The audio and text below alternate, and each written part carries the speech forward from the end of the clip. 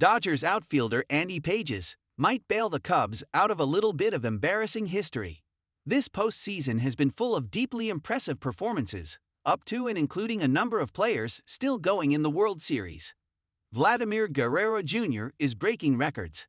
Shohei Ohtani is a unicorn.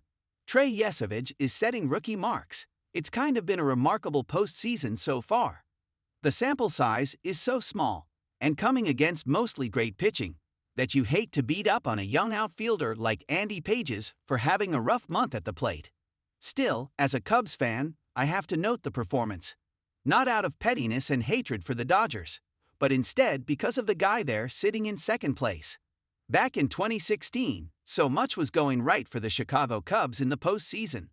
I wouldn't say they cruised to the championship, but they were the best team in baseball that year, and they definitely had their share of outstanding performances in the postseason.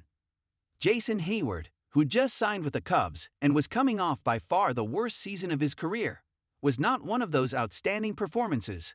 Still, I didn't realize until seeing Mike Petriello's post that Heyward held the dubious distinction of having the worst postseason performance at the plate on record.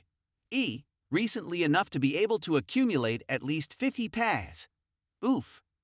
If Pages doesn't put together a big game or two to finish out the World Series, and he might not get a chance if the Dodgers sit him again, then he can take this crown away from Heyward and the Cubs.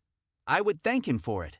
That said, there's one thing he could never take away from Jason Heyward and the Cubs: a certain locker room speech, while the rain fell outside in Cleveland, that helped energize the Cubs to an extra innings win.